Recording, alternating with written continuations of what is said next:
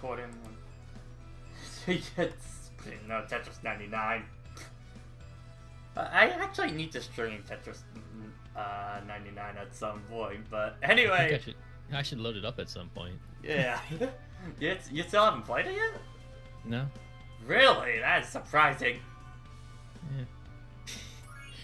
Like, Tetris is forever, but I've had other priorities and distractions. Like tomorrow is tomorrow.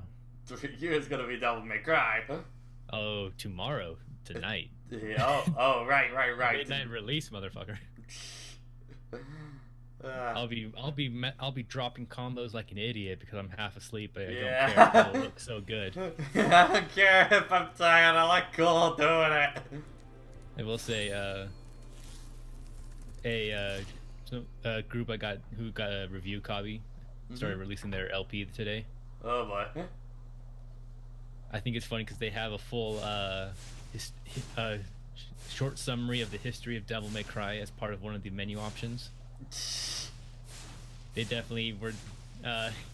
Ano was definitely looking at Nomura, just like, you know what? We've had a long games, and not all of them have come out recently. Yeah. You know what? We should probably put some sort of summary in there. Well, especially it's been how long since Devil May Cry 4?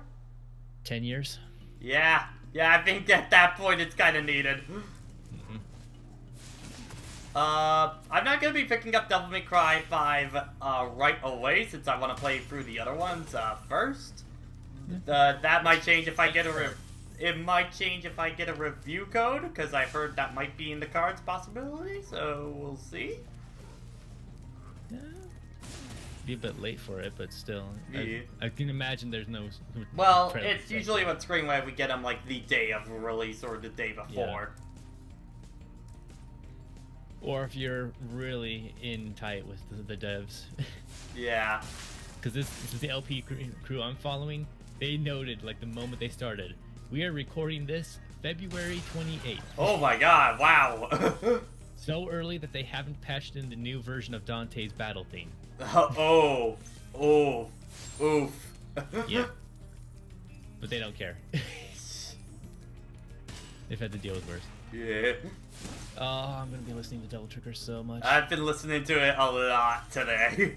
A lot. Seriously, out of all the battle themes that I'm never gonna change, Nero's is never gonna change. Never. I got the deluxe edition, so I can change out the music as I choose from all the past games with all the new remixes. But because they kind of need to be, because they're using the Bayonetta and the DMC engine of the music changes in reflection of your style ranking. Ah. So a lot of those old songs were well, not actually, made for that. Bayonetta, I don't think they actually did that. I think it's one consistent track route. Yeah, because I can't really think of a time the battle theme I feel like that's changed. Oh, I think only on a boss it did. Yeah, well, the boss, that makes sense. Really starting to worry about you. I'd be shaking. But yeah, because a lot of those old songs certainly were not mixed for that, so.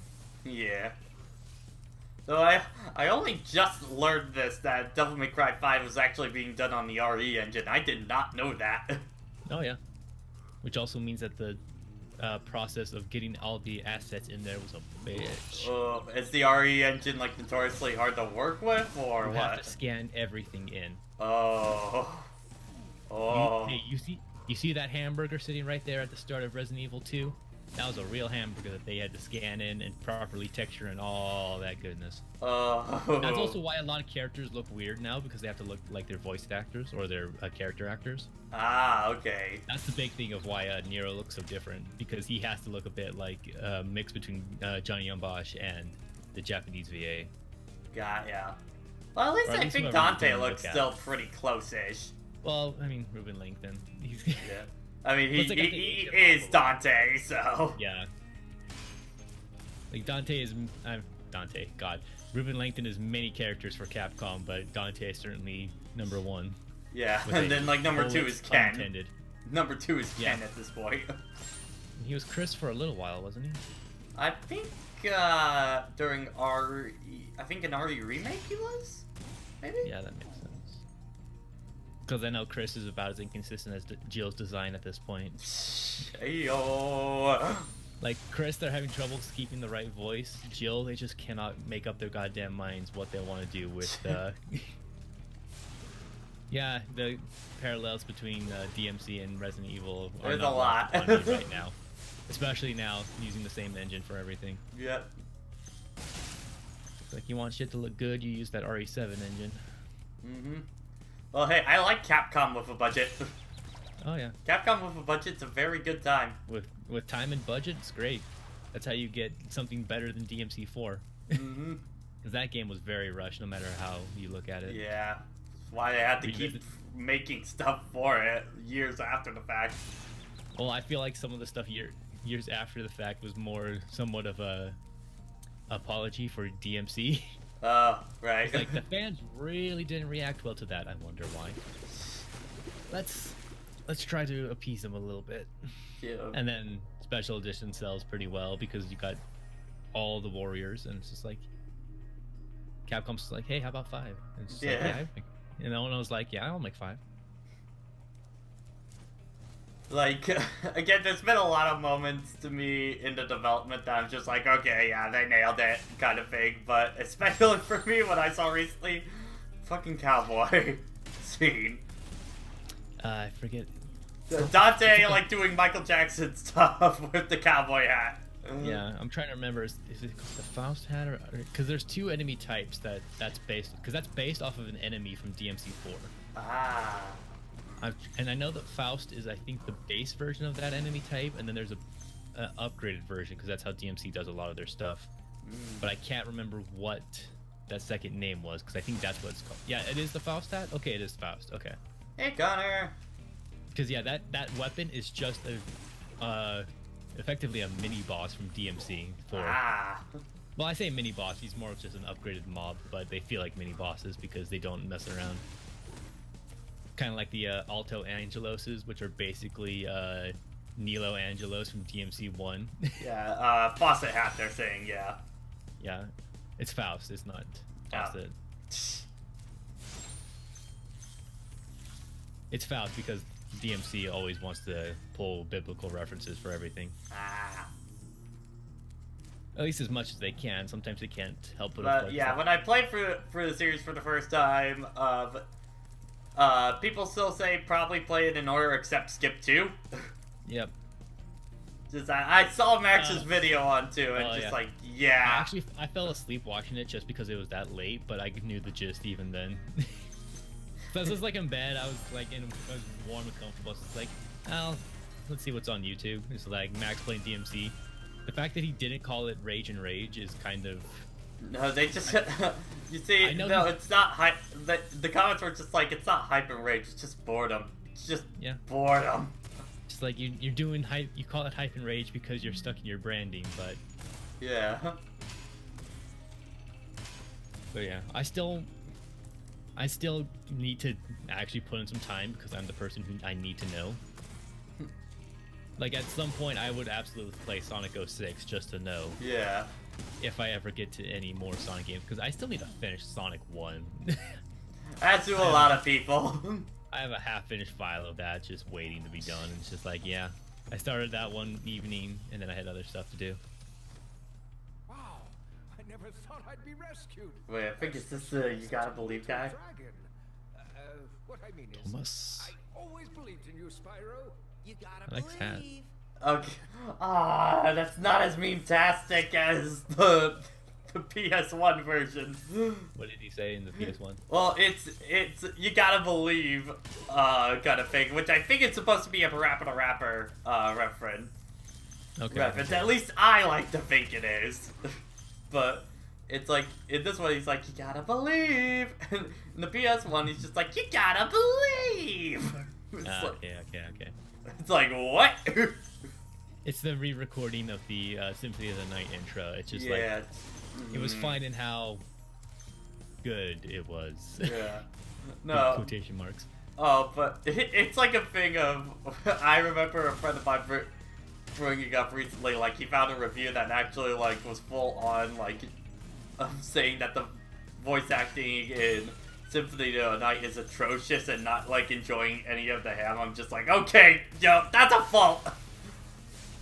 Like, this review is bad.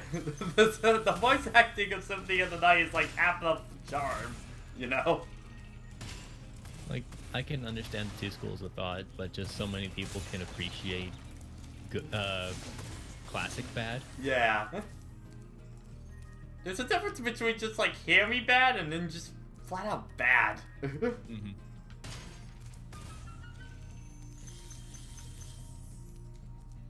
Oh yeah, I forgot there's so many new taunts for DMC5. Like, you have freaking air taunts even. Yeah, like, I was seeing that. Taunt at all times. Never stop taunting. If you I feel, think one of my favorite ones for if you feel Nero. confident. I think one of my favorite ones I've seen for Nero is just where it was in, I think, the the original Dante trailer. That he was just like, eeny, meeny, miny. Mo. Yeah. Yeah. So good. I think that's a new one. I still appreciate the running drop kick taunt. Yes. That they brought back from 4. That was one of my favorite inclusions. I also like how they actually added some more gameplay application to it all. Because like back in DMC4, Nero had a taunt where he'd put down the Red Queen and he'd rev it. And you'd see in the corner that the meter, that's the rev meter, would actually go up. So it reacts to it. But now in DMC5, when he does that taunt, it actually charges it. It actually will give you a charge. Uh-oh.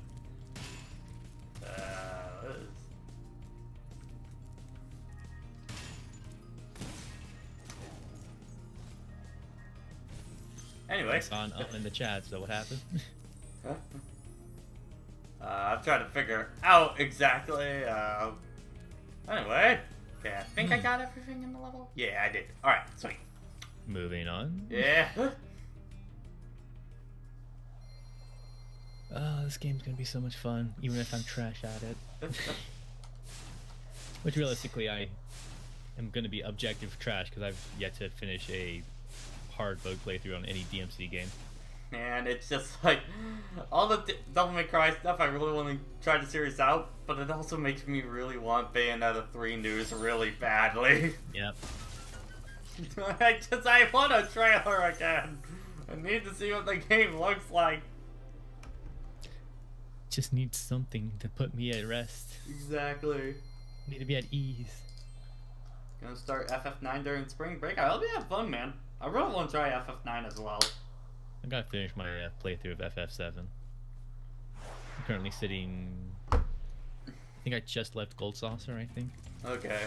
Yeah, because I have the buggy. It's like, I own the PS1 version, the Steam version, and I'm probably going to be picking up the Switch version. I have yet to actually play Final Fantasy VII at all. I also have a Steam version. I also have an OG PS1 version. Well, I got the PS1 version just for collector's sake, especially. Oh yeah. Yeah. Because like that, your PS1 collection just kind of needs it. I think I have a.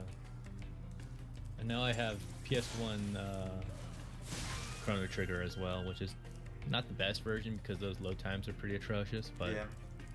That was my first time getting to actually play it, which I wasn't opposed to. It could have been worse. Yeah, same here. It's just snow as far as the eye can see in Michigan. Thankfully, my drive tomorrow, it's going to be around like 40 degrees, so that means most of the snow is going to melt at that point. So there was a lot of rain here, so mostly like when I look at the mountains, all I see is the gradient, literal gradient curve of just there was the snow, and then back into the greenish brown.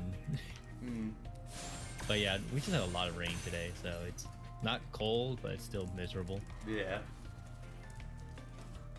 Oh yeah, true, we do have Astral Chain. It's so weird because Platinum has like so many projects going on right now. They're guns for hire at this point. Yeah. They're making more stuff for other people than anything that's going to be mostly theirs. Well, I think it's just because I think Platinum just kind of learned that that's how they can get guaranteed sales, just because a lot of their games are a lot more niche. So... Well, the problem is that they always do gameplay well. Even their worst playing game is still technically good. Yeah, but like their marketing always is really bad. Oh yeah. Sometimes they get like a brand that just can't carry it well enough, like what happened with like Korra and Ninja Turtles. Like, the brand you think would sell pretty well, but then it's just like... Well, it was just that, honestly, with Ninja Turtles and Korra were just two of the more bland Platinum. They didn't feel like Platinum games. I think feel like they didn't have as much time. Those were definitely like we have a cash release time in for these. kind of. They were given a very strict time limit. Yeah, it was like this has to release by this time. Because like the thing is like Platinum games and probably absolutely was. Yeah, like Platinum game, like if you think Platinum games like doing a, you know, an Avatar Legend of Korra kind of game, like that should totally just be right up their alley, but it doesn't really go anywhere. It also takes forever to get all your powers. Yeah. It's like that's like the worst thing of any character action game. Is like you just want your full moveset. Exactly. And then you can start New Game Plus and just go ham. Yeah. That's kind of why I somewhat prefer Nero to Dante, because you don't have to get a whole bunch of weapons. You just you got your moveset. It's in the unlock screen. Get those orbs. And we're anticipating another Nintendo scoop up for Scalebound. For Scale. God, like, I'm a little worried that Platinum's juggling a few too many projects, but we'll see. Little worried. Not too familiar with the actual size of their. I don't think their company. studio has been like that big before, so. Yeah. I think the biggest thing is like when it's kind of like with Trigger Animation, like the name's pretty well renowned, but realistically you're thinking of like a couple of real key people in the company that are making ones that really get it good. That's why they waited to show Kamiya's name in the trailer for Astral Chain. Yeah. Because if you saw Kamiya's name, you knew, okay, this is a Platinum game. We know exactly what kind of gameplay we're looking at. Oh, because that was like the whole thing was during that trailer. It was just like okay, like who the fuck is making it? Who's making this game? Is it? I was looking at him just like this looks like freaking this looks like a character action game. I wouldn't be surprised if it's Platinum. I see the character artist. I was like, okay. Then Kamiya's like, nailed it. Well, it's like for me, it was just like okay. Especially at the beginning, it was just like this feels very Monolith soft, just like with the character designs and stuff like that. I mean, it looked pretty Xenoblade too, and I mean Xenoblade as well, not Xenoblade 2 specifically. Yeah. And even some characters I looked at, it's like, oh yeah, that looks like a Nier Automata. Yeah. Which now that Gods of Us edition is out, I need to now actually like get Nier off of my backlog at this point and finally sit down and play that was it. the first game I picked up when I got my PS4 because I've been needing to play it. Like I knew the full story because I didn't care. I was like, I need to play it. Yeah. But the only problem is that you can. One of the better moments for the final boss. If you're too over leveled, you'll actually miss out because you'll kill them too fast. That's why it's like recommended that you be like mid 50s when you get to the final boss. Okay.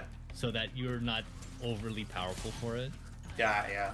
But yeah, it sucks because like it's a really cool reveal and it's just a whole great set piece, and you can totally miss it if you just do it too good.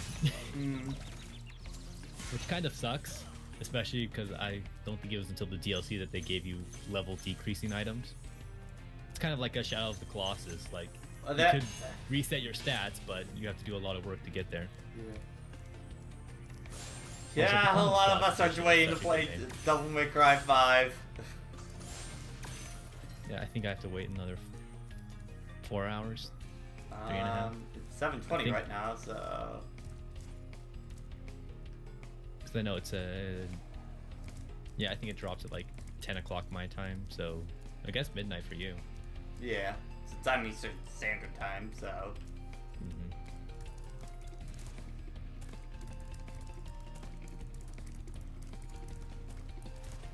I think one of the funnier things is that you start DMC5, not really a spoiler, but you start with a fight that you're supposed to lose. Yeah. But you're still being ranked on your style. Like you're still getting graded, and it's just like it seems counterintuitive. Yeah, that seems like a bit of a problem. Like I can always appreciate you're intended to lose this fight, but you can win it in some capacity. Like, that's why I love Leon and Cloud from Kingdom Hearts 1. Like, you can beat them, and it feels good to beat them. You still technically lose. You still technically lose, but... With Leon, like, the fight goes unfinished with Cloud, which is kind of what it's intended to be, because you have Cerberus crash the party. Yeah. But still, it feels good to have a fight where it's like, you're not intended to lose. You're not intended to win this. But if you do, then you can feel good about yourself. Yeah, that you get a little something extra for it. Yeah, because I think one of the more egregious for me as a kid was Mega Man Battle Network 3, where you have a fight against Base that you're not supposed to win. As apparent by the fact that you can't even hurt him. Ooh. But what was worse is that I got killed, and then muscle memory kicked in, so I reset the game. Oh, okay. Apparently they're saying for Devil May Cry 5 with some of the playthroughs that you can actually win that fight. I'm sure you can. Yeah, and you get a trophy for it, apparently. Yeah. Well, it's not too dissimilar to Dark Souls 1, where you can beat the first boss you fight against with your dinky-ass broken weapon. Usually you have to prepare for that and, like, bring in bombs or whatever as a starting gift. And you can just blow it up and get a great hammer as a starting weapon. I say as a starting weapon, but no one's stats can ever actually use that damn thing, because it requires so much damn strength. But it's more of a nice trophy to have literally in the game. The trophy is apparently called "Well, I'll Be Damned." Yeah, nice. That sounds appropriate. Well, yeah, I can definitely see some real good style beasts just going absolutely nuts on the boss and just like, yeah, no, nail that. Yeah.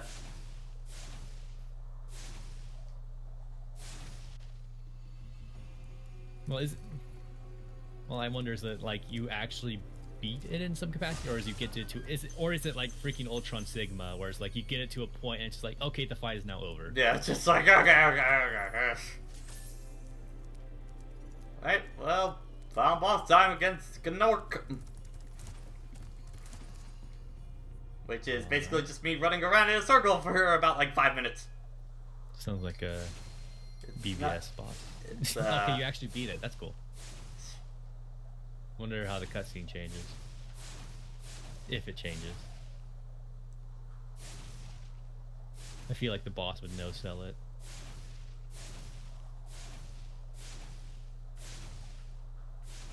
Nasty Gnorc.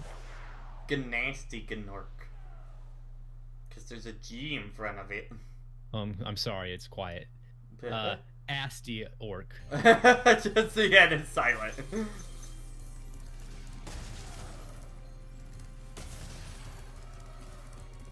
Well, yeah, that rock hammer would guarantee that you have to two-hand it at all times.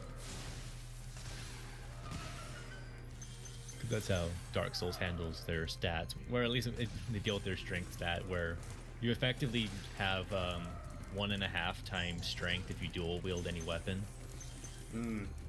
So it's like, yeah, you can lose a lot of things sooner than you think you can, but you then have to commit to being a much more evasive user because you can't use your shield.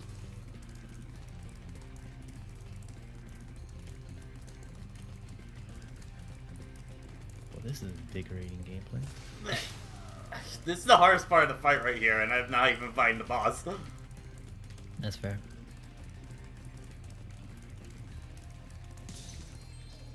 Got the key. Now open the DTD.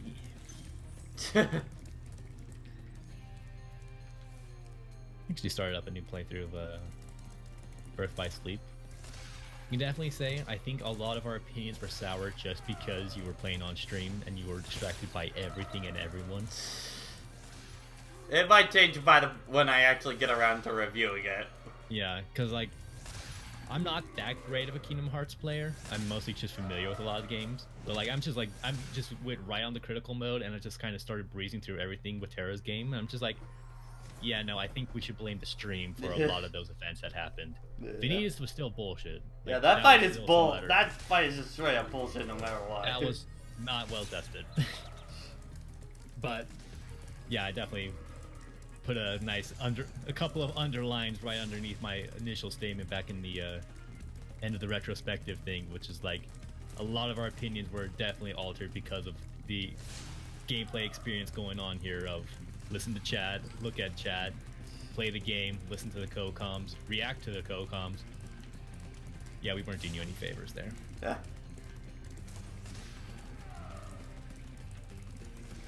Okay, to me, Spyro's dash feels slower in this level.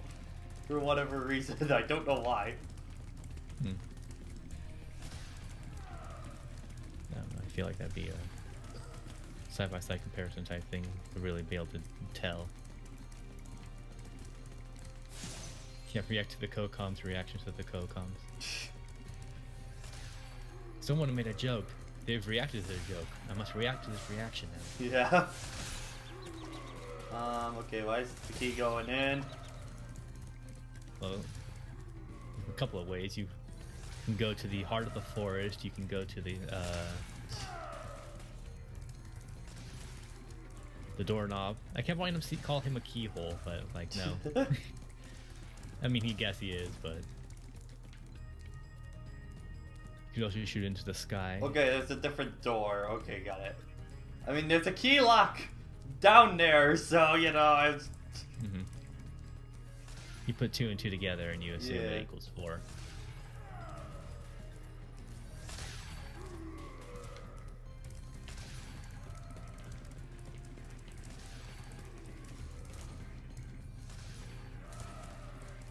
Yeah, not even from like a story, like going back to DMC because I'm going to be doing that all night.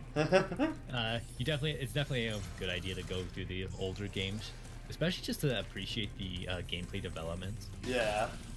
Because they're always building on each other. It wasn't until around DMC really that a lot of the Bayonetta DNA started to peep its way in.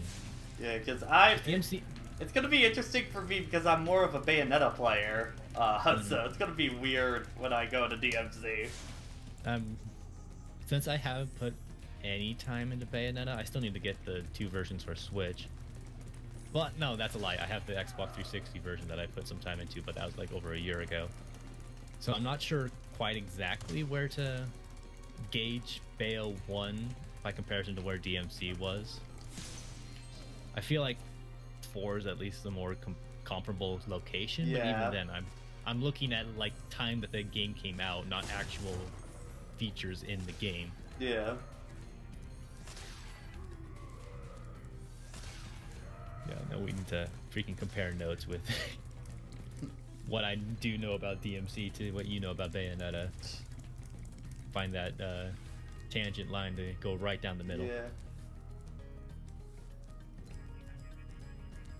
In Smash Ultimate, man, I'm not as good as Bayo. I can play Bayo 1 and 2 just fine. Oh, you ace. I think this key now goes into Nork's thing, I think? Yeah, okay. Why can't I use the key on the other one? They're the exact same key. I think one of the funniest things about that history of DMC thing that they included for the game is that they decided to go back and change when DMC 2 took place in the timeline. Yeah, I was hearing about that they changed the timeline. So what is it? How it originally was that DMC 2 was the last chronological game. Which is kind of how that they explain like Dante's progression of attitude. Yeah, of why he's so depressed at that point. But then fans were like, it still doesn't make sense, especially now that you're bringing out DMC 5. So Ono was just like, yeah, screw it. Dante had a face. I'm surprised they just didn't remove it from the timeline altogether. No. They included the fucking anime in the official timeline, okay? Why? Nothing is left behind. Except DMC. That's just gone. That was the alternate reality phase. So Nero, why did you pretend to be Dante at that one time? Hey man, hey. I don't get any recognition around here. It's actually kind of funny that like Dante was basically more Nero than Dante ever was. Yeah. Like, he really was Dante in name only because so much of his personality was just more Nero kind of amped into a different direction. Yeah. Which I guess kind of makes it somewhat understandable, quote unquote, why so many reviewers say Nero's a lot like DMC Dante. It's like, well, yeah, because it's the other way around. Yeah. Nero is the punk. Virgil's the prep. Dante's the Dante's Dante. Where's Dante? I'm trying to remember what, like, I'm not sure if it's Kamiya or Ono who said it, because I know Kamiya has a different idea of who Dante is since he made DMC 1 Dante and Ono took a different direction with 3. Yeah. Well, then again, the thing was that they made, with 3 they intended, like, oh, this is younger Dante. But that's the one that really blew up. So they were just like, alright, so he kept that when he went into 4. Yeah. Well, it was just that it felt like kind of just made him a more interesting character. Yeah.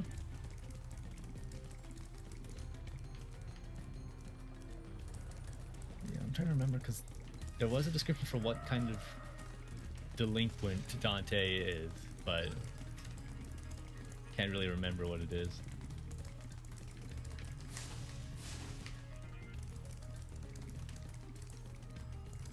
Well, yeah, even a lot of how Dante's moveset was integrated was a lot more of a fusion of Dante's style switching and just Nero's I have everything at my disposal. Yeah.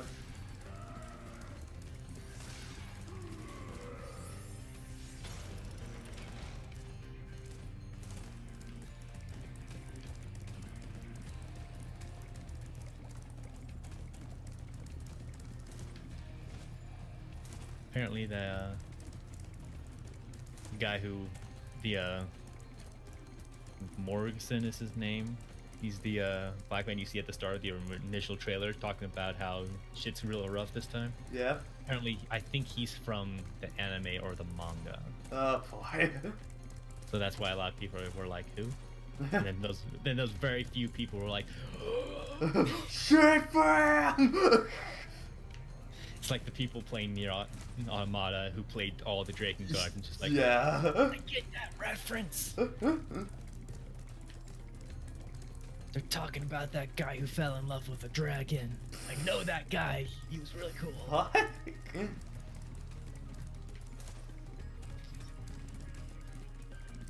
It was a vaguely romantic relationship between Kaim and his dragon partner.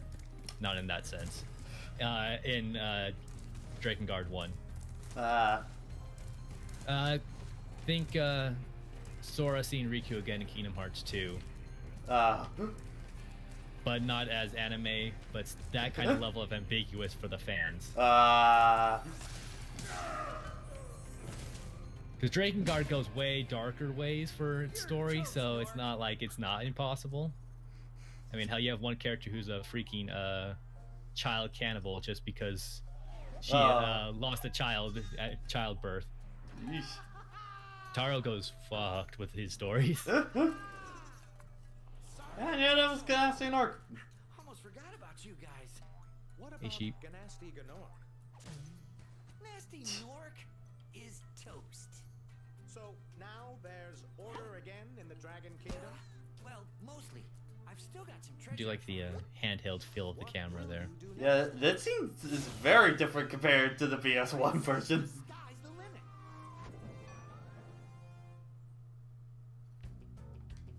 Yeah. Really is an art to replicating handheld cameras without necessarily having a handheld camera. Yeah, it's not as easy to replicate in the computer, I can tell you that. Like, it works for some things where you're actually doing like some live action, like a lot of what Devil May Cry and Resident Evil do for a lot of their actual scene setup. Mm-hmm. Especially because you see some of the previs type stuff, you get an idea of how they're actually shooting and setting everything up. Yeah. But when you're actually working in full animation, you don't have the kind of world space that you're working around. Yeah, I can definitely see it being a lot more difficult. But, yeah, so I do know that this about Spyro 1. The big thing is if you got all the dragons and all the previous gems, you unlock its final level at that point. Which, okay, what level am I missing stuff in then? Doesn't look like it's opening up.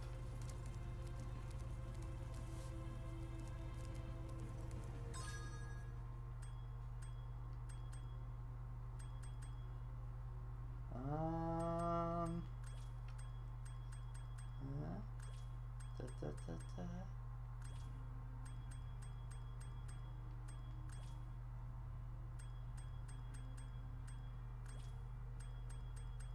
I think I've gotten all the gems. Am I missing a level?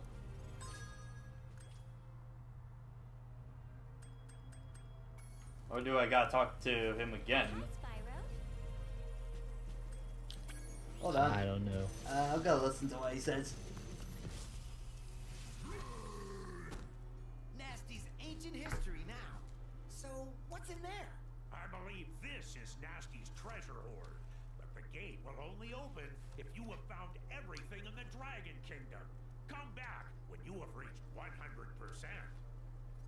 Okay, so I am missing something, because I'm not at 100%. Dun dun dun. Okay, so it's definitely not anything here, because I've done every world here. Yeah, At least you have a guide for it. Yeah. Unlike some other games I can think of. If I had to take a guess, I think in Beastmakers is where I'm missing it. Need a lift? If I had to take a guess. Well, wouldn't hurt to look. Yeah, because it doesn't look like this flying level that I've done there, so I think that might be it.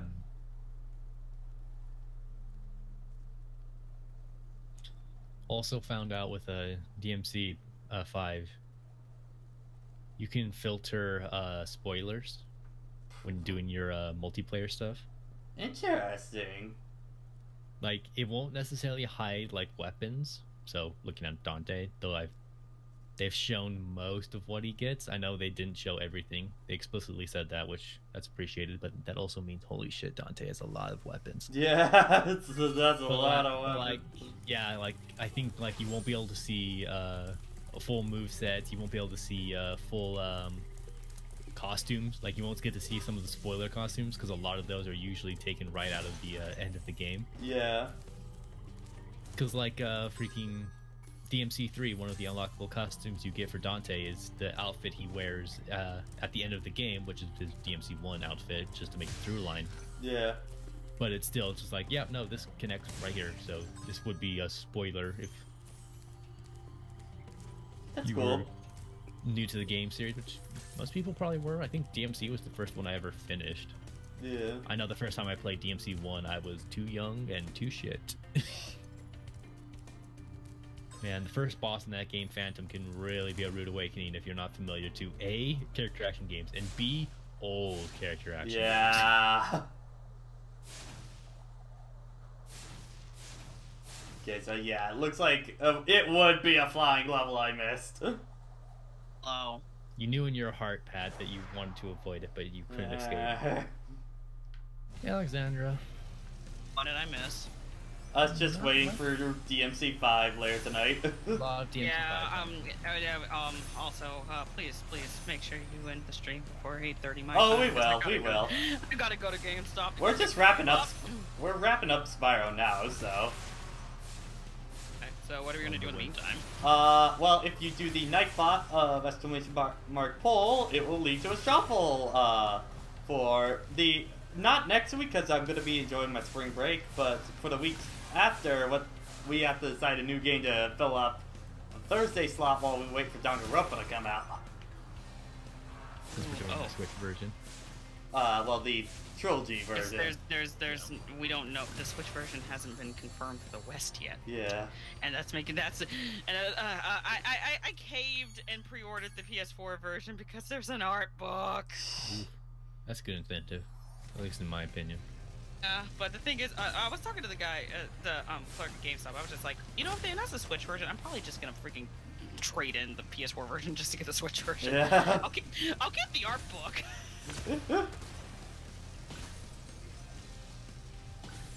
I want that art book because it probably has unused concept art for a lot of characters, and that would be really good cosplay material. I need to actually go through the. Now that I've beaten it, I need to actually go through the Kingdom Hearts 3 one at this point. The Keyblades will probably be a good reference for cosplay material. It's the actual like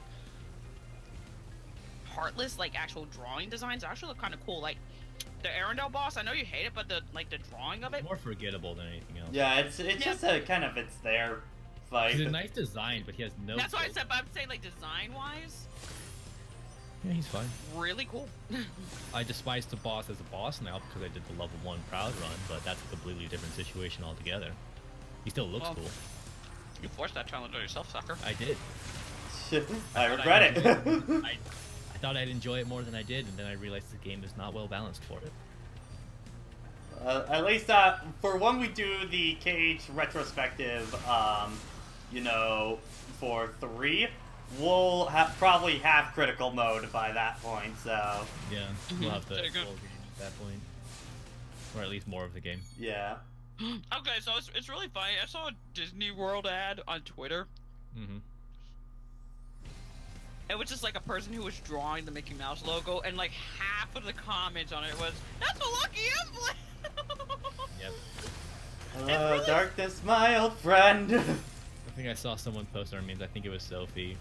Just one of Sora doing the selfie with a lucky emblem in the background, and Onette's just like, I regret telling these idiots that these exist. And all three comments is just each individual player character's voice line. I think there's a lucky emblem. Betcha there's a lucky emblem in here. Where, Goofy? Where? We just entered the area, so it could be anywhere. Fuck you, Goofy. That one in the freaking pirate's gel was the worst. He'd say it the moment you walk into the gel, but it's like right in the dead center of the stupid. Yeah, I hated that one. And one of the areas in Toy Story, the disco ball lucky emblem. I was like, yeah. Donald, what the fuck are you talking about? I kind of wish there was more like that in the game, but it's still rough when you hear it and you're like just spinning the camera. Like, where the fuck is it? Because everything's like, I'm just going to lucky emblem. Everything's like, stop everything. Slam those brakes and just start tilting that camera. Yeah.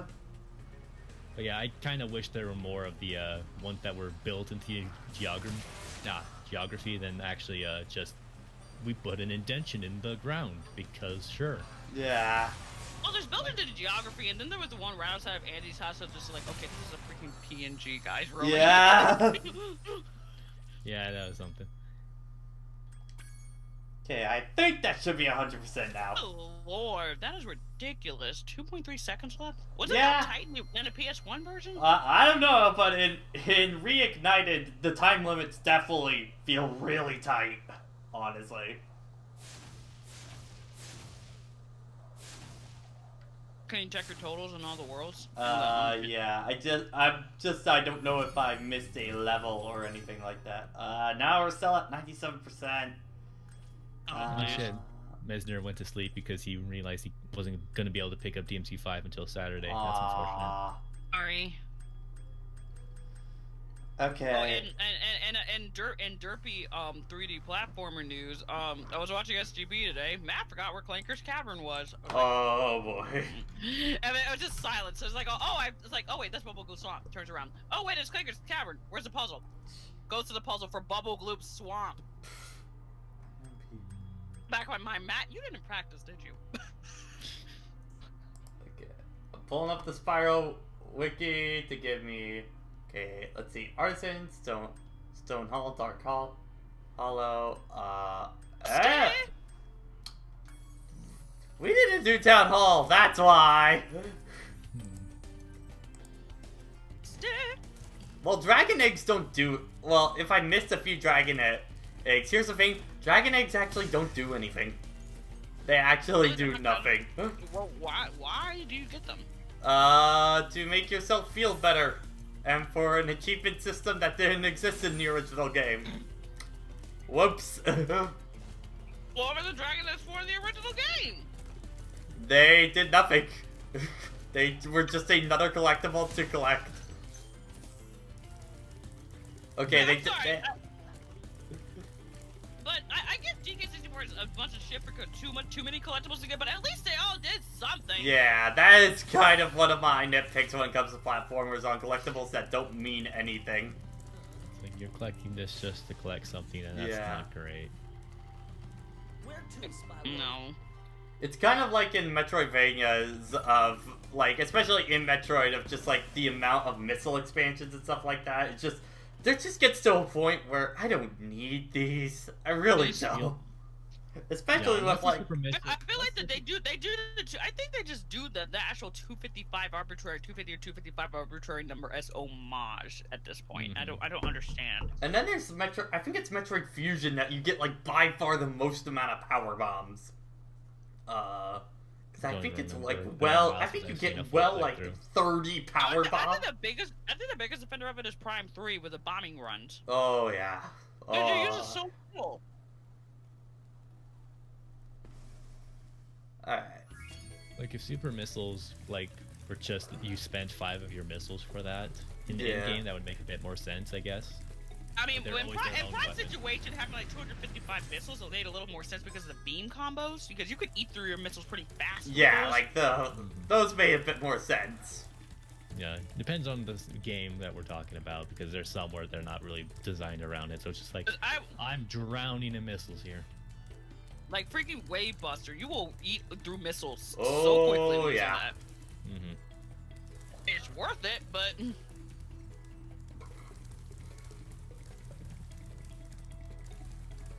But you know, I've been also recently watching like the videos of like, you know, going over the Switch's second year and stuff like that.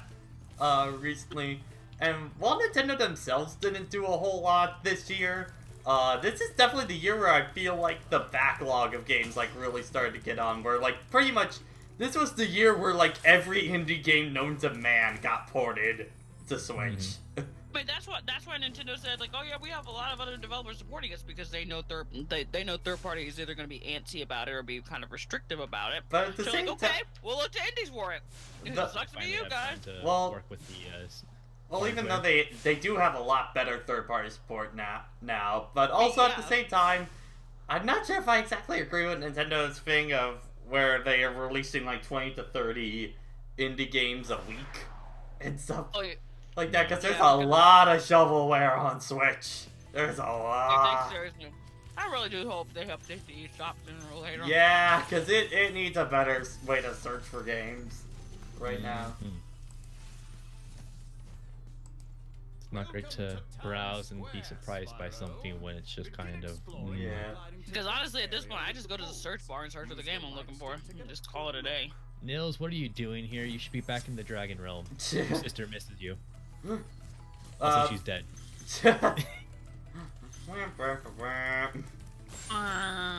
Also, question, Pat, what was the JoJo reference dragon in here? Which one is that? Well, there was a dragon in the original. I found this because of a freaking brain scratch. But there was a dragon in the original Spyro called Mudada. I haven't really been paying attention to the dragon name, so I can't say. You can check your totals when we're done. Yeah, yes, the eShop needs a theme as well. I do miss having music. Speaking of Wii and themes and everything, Smooth McGroove released the acapella of the Me channel. I heard so that, nice. and it's I good had stuff. that a couple times because that was nice. Oh, how about the video of the B Shop channel that every time it's like the pauses get longer and longer. You see that people like say that one's creepy. That one's just more annoying to me. Hilarious. Dude, Steve moved on from games into baking. Yeah, one of the main designers of the new dragons in this game did a lot of Spyro like fan art of dragons and stuff like that. So that's one of the major reasons why they got the job for them, which is kind of cool. Speaking of fan art and everything, Pat. So that freaking collector's edition of Blessing Curse of the Moon. Already out. Holy shit! It's next Friday, but holy shit! It's cool. I really want it. Like, and here's the thing. It's be available on PS4 and Switch and Vita. I'm thinking like everyone's gonna go for that Switch version. I'm getting freaking PS4 because I have Bloodstained on the Switch already. I was gonna say it's gonna the Switch and PS4 versions are gonna be big, and then the Vita one's just gonna be kind of sitting there for the Vita diehards. Honestly, I would just get the Vita version. I would sell the copy of the game and just get the collector stuff. Free money. I mean, I'm already getting a physical version of Ritual of the Night on Switch anyway because I'm back to $100 freaking dollars. But yeah, I'm also getting collector stuff in that too. I also want to try and get some more figures and stuff like that because Tyler recently got me a Toon Link Nendroid. Aww, cute. I'm putting up. That was my birthday present that I got from him. But he's also pointing me in the direction of the Joker figure that he recently found. That looks really. The one on Etsy he got. Yeah. Okay. Because it went on sale for like 40, I think, on that. It's just like I need to be careful with money right now, but I also really want it. Just like Jojo, I was talking about Bloodstained Curse of the Moon. Yeah. The not Castlevania game, basically. It was the not classic Vania game. Yeah. That was a stretch goal during Bloodstained's Kickstarter. The Mighty Number 9 done right, hopefully. Yeah. Oh. I mean, I'm having a lot of faith in Igarashi because he's also very open with how the development of the game has been. Yeah, he's also. Pat, did you take a look? Did you take a look at the lighting? Did you take? Yeah, a look at the it lighting looks way better. Boss, I know. Yeah, Bro Yarko, what's up? I think he's just saying hi. But hi to YouTube. Apple and peanut butter. But oh, by the way, a classmate of mine showed it. Have you guys seen the Devil May Cry 5 commercial yet? No. Commercial? They have a commercial. You know what? We're playing this right now. We're pulling this up on stream because this thing is so good. I know. I've seen people bringing back the DMC1 trailer or commercial back from the day. Devil May Cry 5. Yeah, I believe it's a something greater. Okay. Is it one of those PS4 commercials? It's an Xbox commercial. Yeah, Really? Xbox has been handling all the commercials for DMC. Interesting. I didn't know that. Okay. Anyway. I'm just gonna. Okay. So what are you most excited for in 5, Alexandra, based off of what you've seen? All of it. Well, okay, but let's compact this a little bit. Okay. All right. All of it. Do you guys have the video up? No, that's fair. I can see the video, yes. Okay. Let's see the video. 3, 2, 1. Do you struggle to find happiness? Do you get the feeling there's something greater for you? There is.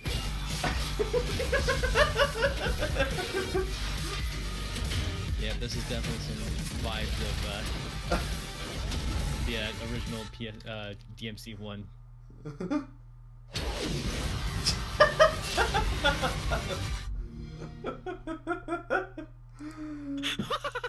What the fuck? So good. House mom is Dante. Yep, God. That's... You walked into greatness, Edie. Yeah. Going for all the callbacks and that, yeah, that's definitely very much in the spirit of that original DMC1 Japanese It's like trailer. that feels like a mid-2000s kind of commercial, and I love it. Hey, guess what? Guess when DMC1 came out? Mid-2000s. But like, I haven't had like that kind of big of like a giggle kind of laugh at a game commercial in a long time. So.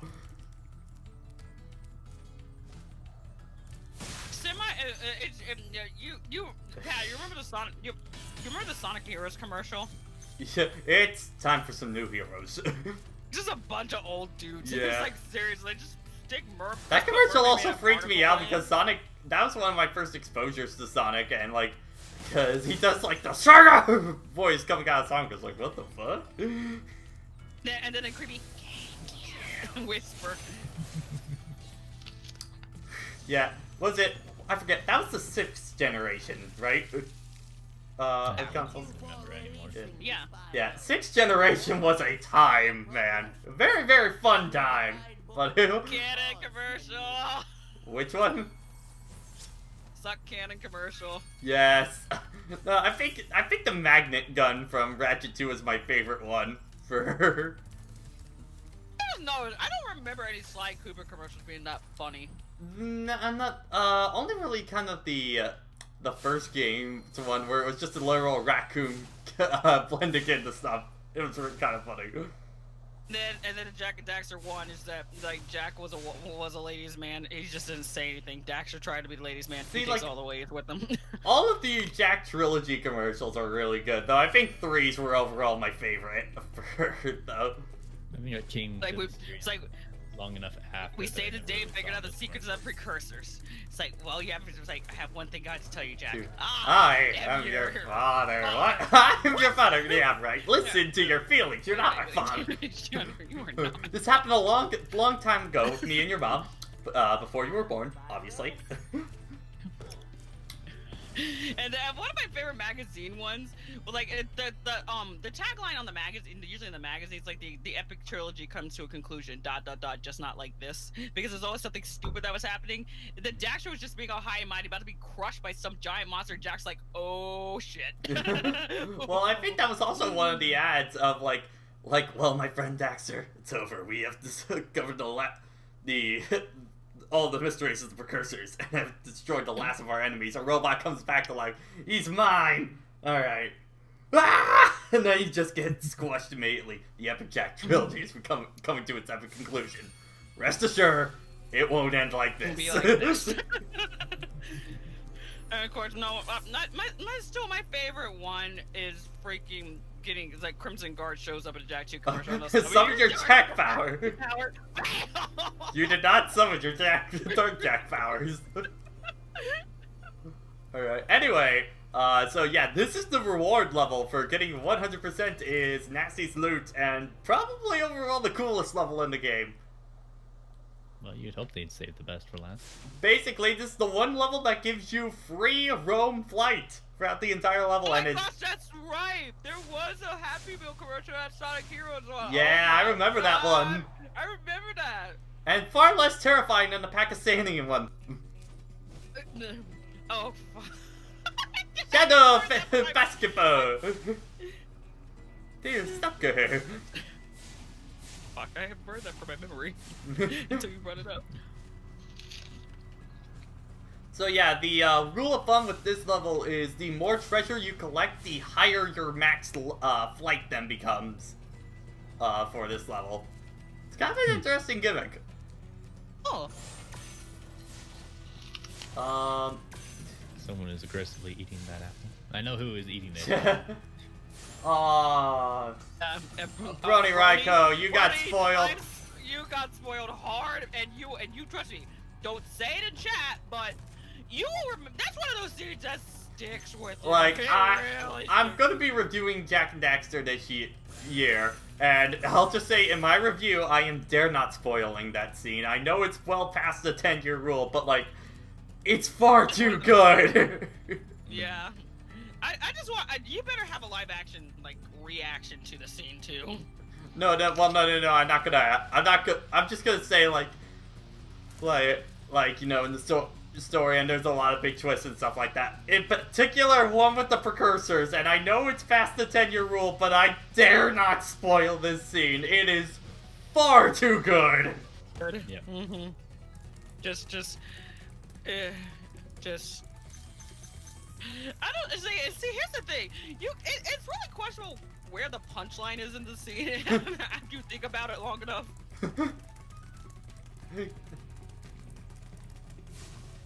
Is it when somebody says something, or when they actually reveal it? Yeah. What happens after the reveal? Oh yeah, and all gems are also purple and yellow, so like their point value is massive. Also, they match your color scheme. Yeah. Hey, Toro! What is this turning into? Oh, yeah, I got him. precursors Which are are actually Naughty Dog. Or actually, yeah, it's like the reveal is just a developer's food. It's just Neil Gaiman's face on all of them. I'm imagining a mix between Deadpool murders the Marvel Universe and the dog ending from Silent Hill 2. With a mix of the actual reveal of the precursors. Oh my Jack and god. He's speaking in Japanese for whatever reason. I still don't know why they had, or why they didn't like Jack. That. What? Wait, what? In the dog ending, in every version, he does the line in Japanese, and I don't know why. Because it's still a guy in CD. Fact, which I'm sure you're probably going to bring up in the group, Pat. Did you know that Japan did not get Jak 3 or Jak X or the trilogy? Or the HD trilogy. Oh, I forgot about that. Yeah, that's really weird. Because they fucking hated Jak 2 for some reason. Well, let's face it, Jak 2 was very heavily skewed towards Western audiences. Let's be real.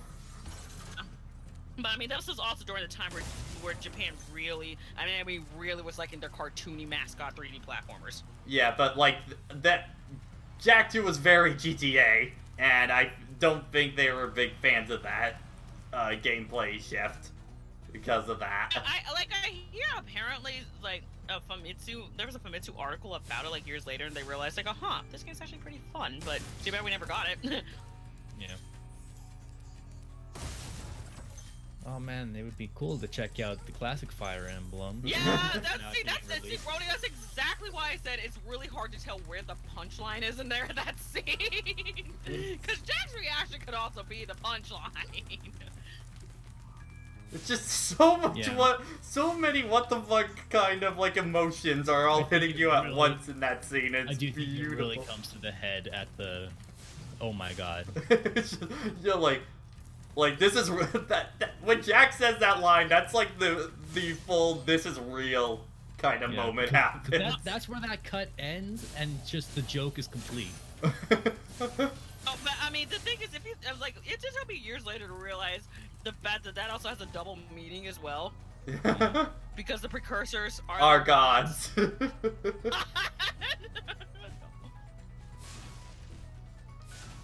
With the hey Brody, by the way, the first scene of Jak 2. I'm gonna kill Praxis. Because the Dark Humor comes in when Daxter says, say something just this once, and that's the first thing he says. Yeah. It was certainly interesting starting with Jak 2 and not getting what he meant by that. And then I played Jak and was like, I see. But it was kind of it was extremely out of the norm at the time for gaming. Like, actually in fiction in general, that you suddenly unmute a character. Yeah, when a character was muted, that they just kind of stayed that way. Yeah, because a lot of people just thought that was like, excuse me, did you just make him talk? Though, like, I know, because, you know, the little bits that we know of Jak 2's development, because they don't talk about it much, honestly, it was that Naughty Dog, it's like, you know, their development team was very, very mixed on Jak 2 when developing it, and some just outright left the company because of it. But, wow. Well, if they were making such a radical shift, I can believe that. A lot of people abandoned Jak and Daxter, like gamers abandoned it because of that. Yeah. That's how I made it into that series.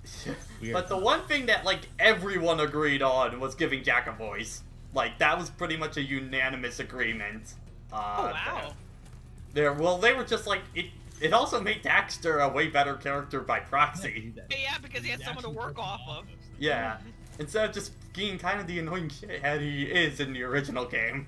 And like, yeah, you can get a lot of work out of just emoting to Daxter, but there's only so much you can do with that. Yeah. No, Brony, he wasn't even surprised. No, he was freaking out not because of Jak talking. It was because of he was freaking angry in front of him.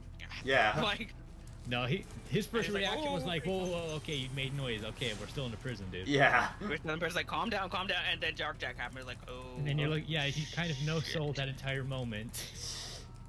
And then it got resold when maybe he's a Well, it's more that Daxter just kind of brings it up as a joke more of that He's used to the whole. He's new to the whole talking thing, and hey, maybe he's a mute just like you used to be. Yeah, I still remember that. And I had totally forgot.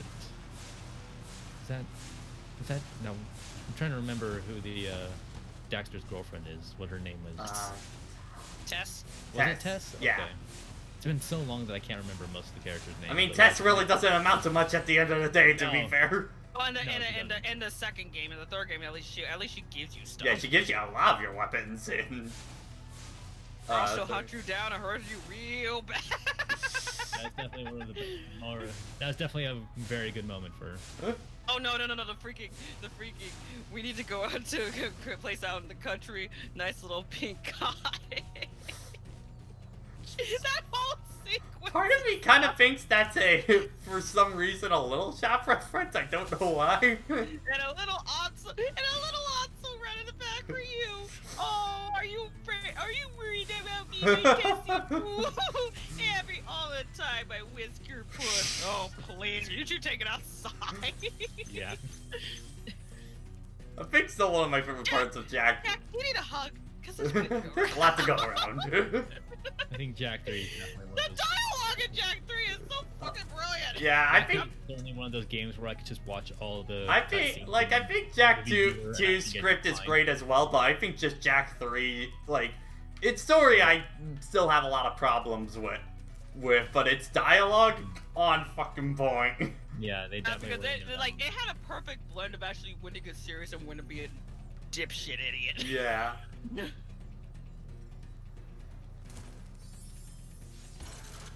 Yeah, Ace Archer, it's really weird. Mother 3 is also a lot like that as well. Yeah, because Lucas starts talking, then come chapter 4 he stops. By the way, this room's only just so you can get higher elevation and literally has only one gem. But now we can get to the best room of the whole game.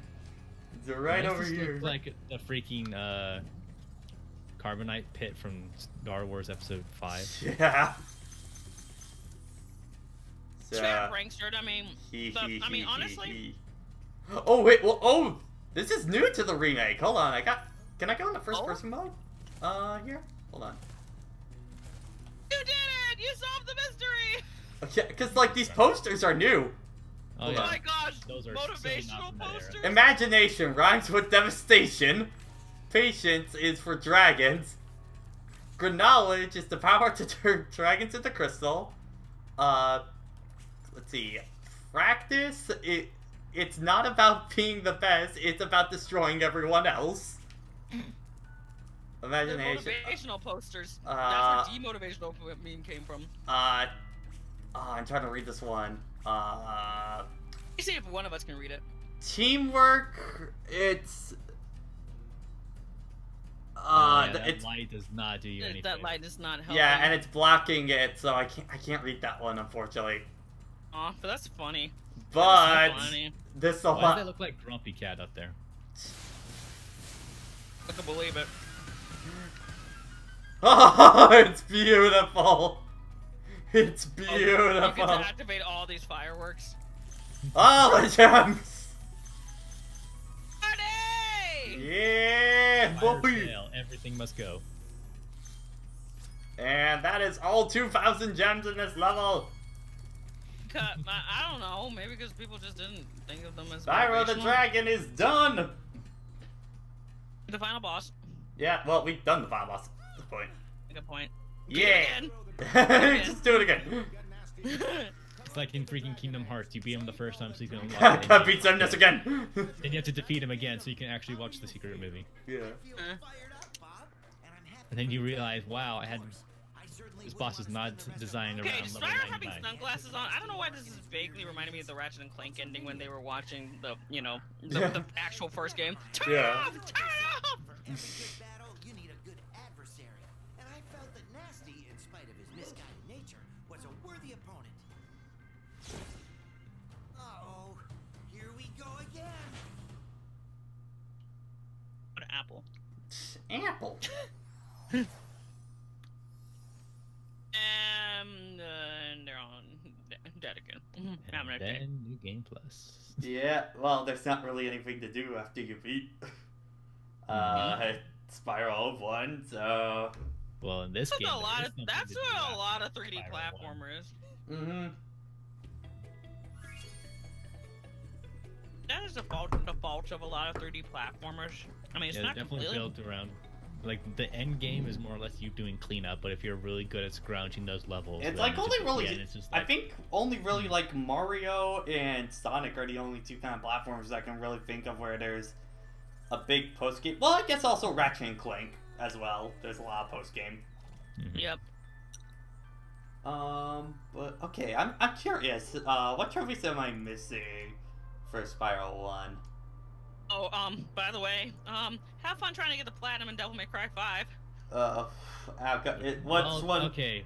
Okay, I'm already imagining some scenarios, but tell me if there's anything spoilers. The hardest trophy is to get missions on every difficulty except the highest difficulty. Wait, you cut out there. What was that? Well, apparently, the hardest trophy to get, rank or higher, on all the missions, on every difficulty except the highest difficulty. You cut out there again. Discord really doesn't want you to. Discord. Discord does not want you spoil it. Trying to reset. Fuck off, Discord. So I'm gonna guess so the trophy is big. So I'm guessing get S+ on every difficulty on every chapter except for the hardest. Yes, that was exactly pretty much what I said. Okay. Yeah, that's gonna be rough. Not impossible, but you're gonna be replaying some chapters a couple hundred times. Playing it's Metal Gear Rising all over again. Well, yeah, it's a character action game for you. Yeah. I'm saying in terms of getting the platinum. Oh yeah. Tevy, you want to join the call? Well, we're done kind of. Busy earlier. We're done kind of early tonight. What do you want to do? Well, for Spyro, we're done. So I just want to say for the YouTube playback, thank you guys for watching. I know we hardly talked about Spyro throughout this entire live stream, but it was kind of relaxing. No, so like, it's just talking featuring Spyro the Dragon. Well, I mean, Spyro's just kind of a very chillax platformer, so that's kind of what it's for. So, thank y'all for watching, and bye-bye, YouTube.